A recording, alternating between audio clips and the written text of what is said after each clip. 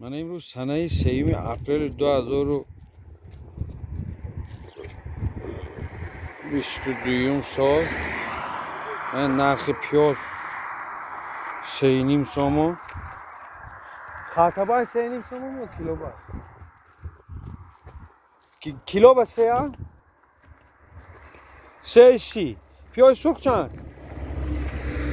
همین 3.30 من کارتوشکی کجا کارتوشکی ماشو 3.5 سومون 3 من مایده هاش 3.5 من کلاناش 3.5 من کارتوشکی خوشرو بود از من خبر نی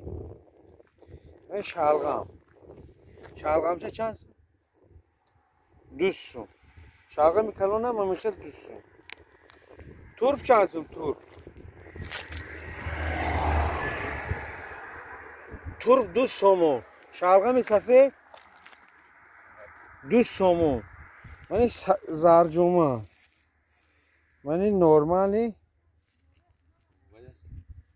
من نش 1 سوم بوده است من نش 1.5 سوم من خوشرو صفت خوبش 2.5 سومون اینش هم میخواد 2.5 سومون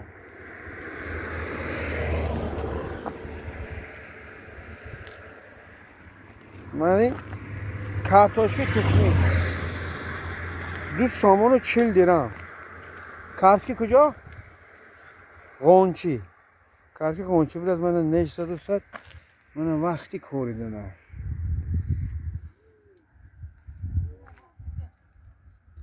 من هوا امروز گرم چند روز بارونی بود من این علفای وای یونشقنی مومو کرما گل کردگی انا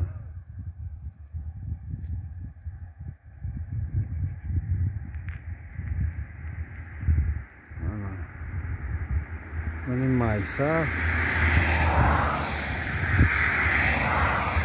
این درخت شفتولو گل کردگی چند روز بارون بود من این مایسا وزی 1 وجب 20 سانتیمتر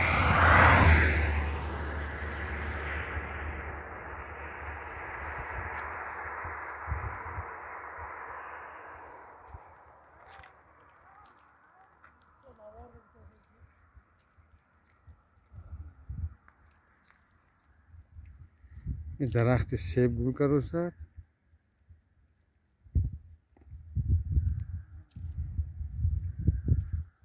خواهم